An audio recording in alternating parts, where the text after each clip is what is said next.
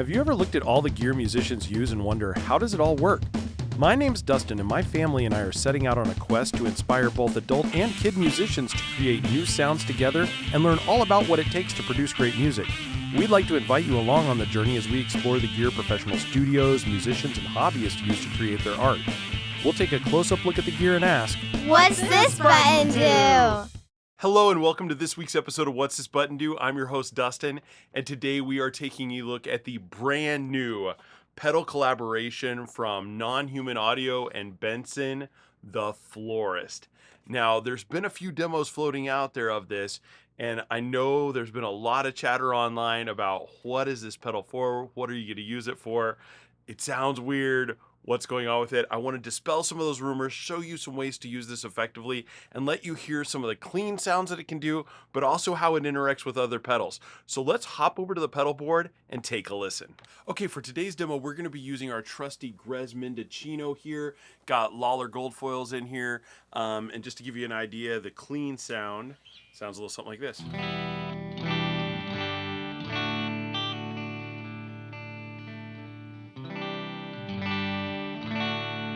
Got just a little bit of the piezo pickup turned on there as well, just to give us some nice cleans, and we'll mess around with it a little bit as we go through. But that's our good bass sound. Now, let's get into the Florist. You can see there's some interesting controls here. You've got 5 knobs, 2 switches. We're going to leave the ghost mode off for just a little bit. We're going to talk about just what the idea behind this pedal is, because a lot of people are very confused about what this is doing. But it's actually very, very simple in its control set. What you have here is 2 separate choruses. The first is controlled by wet A and intensity A, and wet B and intensity B is the second chorus.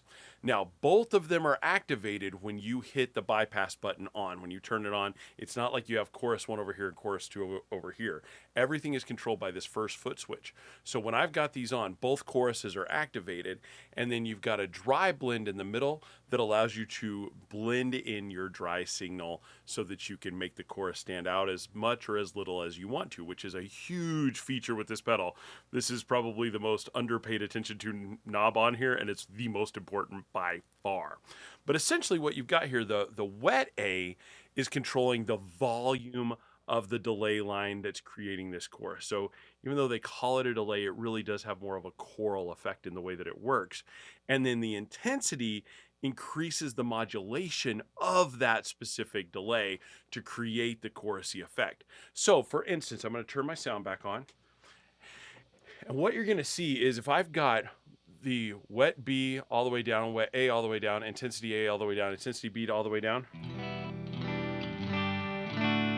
and I turn this off, very similar sound. You're just hearing a little bit of hiss from the pedal itself.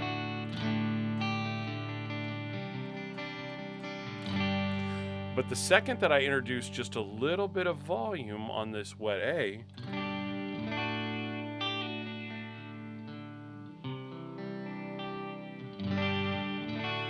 you've got this beautiful, really subtle chorus. I absolutely love that for a very simple chord.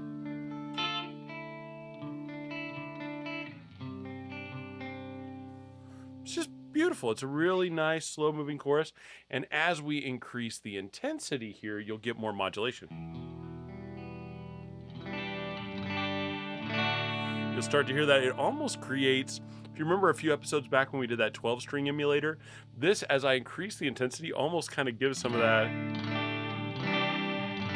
because of that delay kind of creating that echo, almost has like a 12-string effect to it. And then if I bring up the wet control even more, you'll hear that if I bring the intensity down,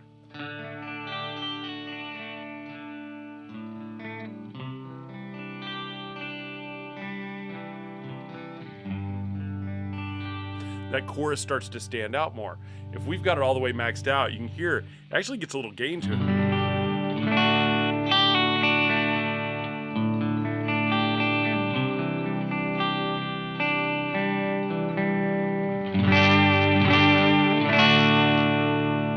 Now here's the interesting thing. Remember I said a lot of the magic is in this dry knob.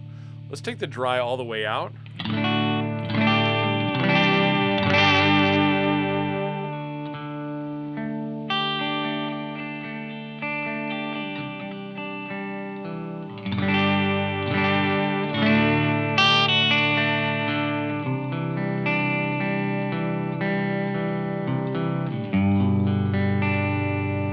kind of crazy, but if I bring my dry knob all the way up,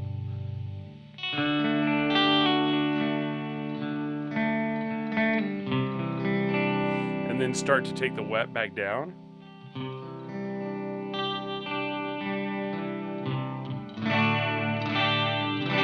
you can start to get this little blend of the two together that can sound really, really beautiful. Now, the higher we take the intensity, the more warble we get in our chorus. Hear that? If we go full on intensity.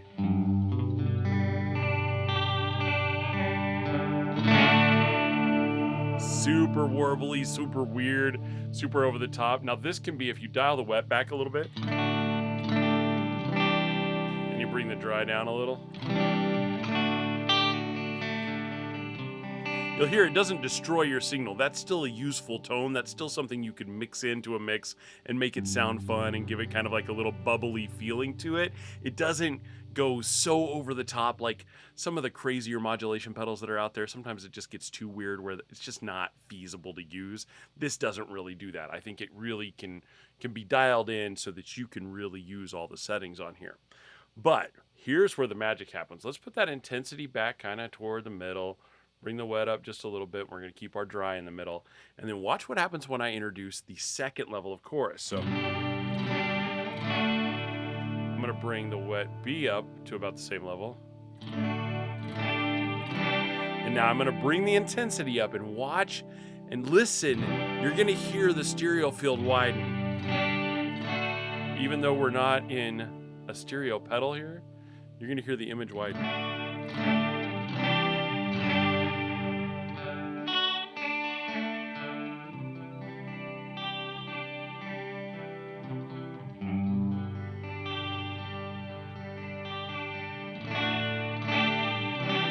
And if I bring down the intensity a little and bring the dry up, the wet down,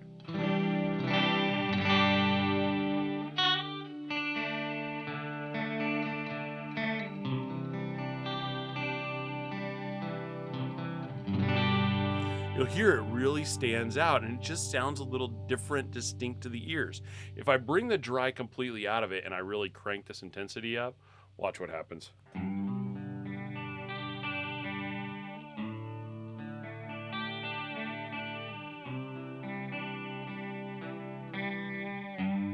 It almost sounds like a rubber band, and if I bring up the intensity of the wet B a little bit more,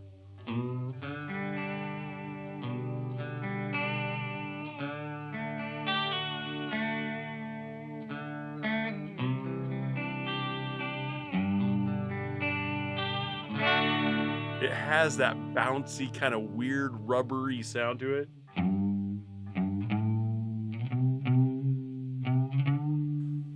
Kind of a funky, strange sound there, but I dig it. I wouldn't use it on every single song, but I could think of some really fun ways you could put that into a song, and you could hear it's just that modulation is still going on in the background. This becomes even more apparent. I'm going to add a drive now. It's going to get a little loud, but watch what happens. I'm going to turn this off for a second. I'm just going to add my drive. Now let's add the florist.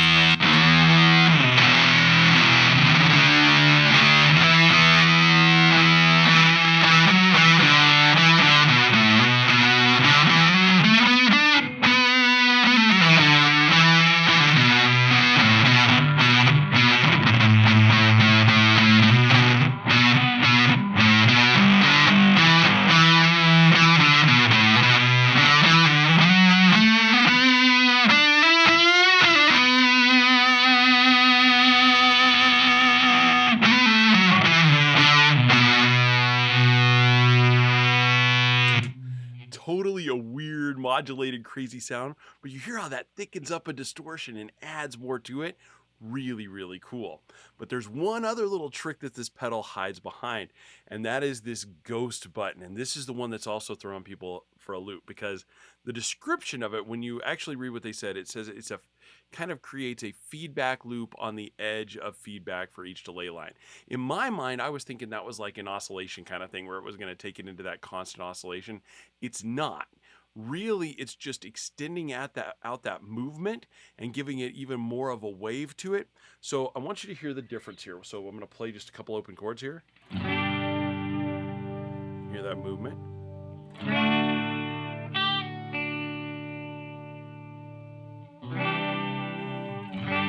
Now the ghosts. Hear how it introduced extra movement? And this is even more of that rubber band effect when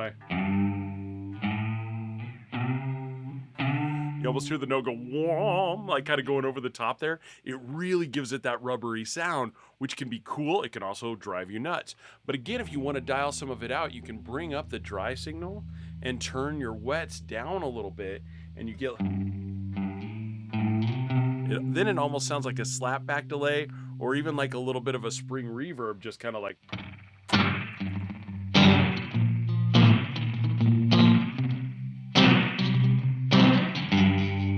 almost that reverby sound if you palm mute a little bit.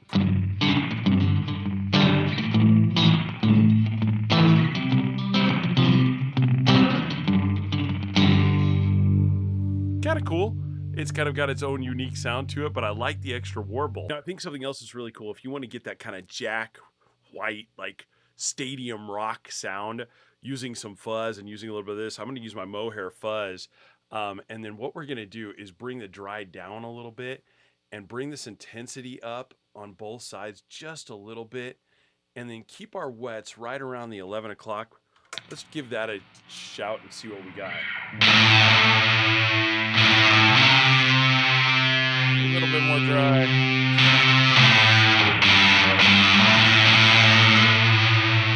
Here, it almost has a phasery sound to it.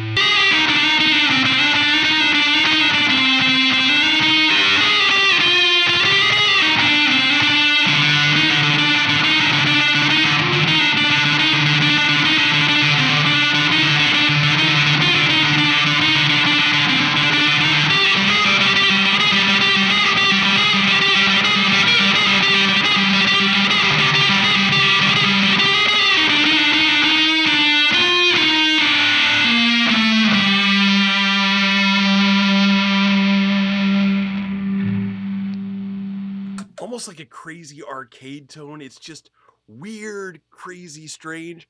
But when you hear that versus just the distortion tone,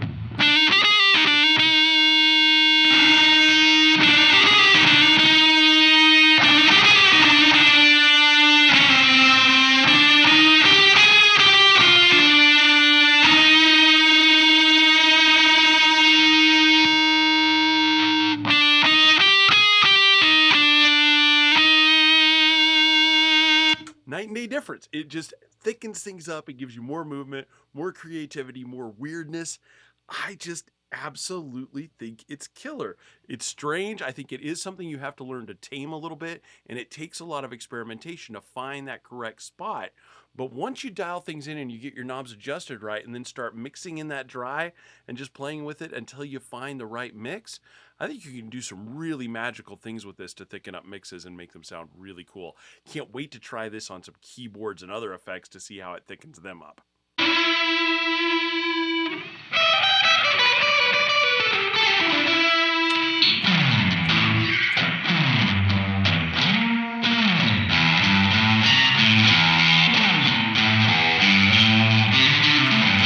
Okay, I hope that gives you some good ideas of some ways that you can use the Florist.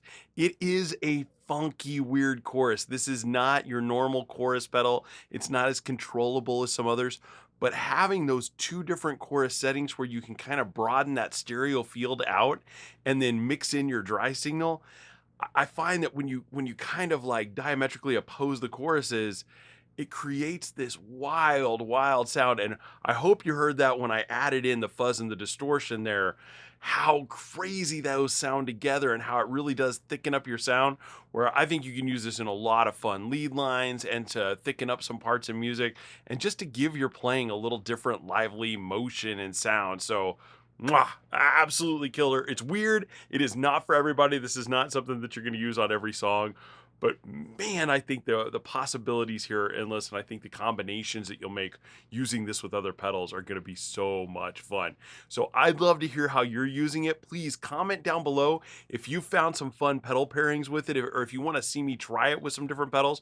Please let me know. We'll do that. We'll shoot some little demos and try things out. So drop me a line down below, and then hop over to our Instagram at What's This Button Do Dustin. And later on this fall, we'll be doing some extra demo videos of it and mixing it in with some different things, doing some pairings with some other pedals that we demoed earlier this year. So take a look over on our Instagram account to find out more there. And as always, I'd love to thank my friends at Palen Music for hosting us today. Please give them a like. Go check out their website down below. They've got some new stock in that is absolutely killer. And they've got a ton of Benson gear in there. So please, please, please go give them a check. Well, thank you so much. I look forward to next week. We're going to be taking a look at some cool Thorpe pedals pretty soon. And Lord willing, we'll see when it comes in, but we're going to get our hands on the new EHX Pog 3, and I cannot wait to show you that. So take a look at us in the next coming weeks. Hope to see you soon. Thank you so much for coming out today, and have a wonderful week.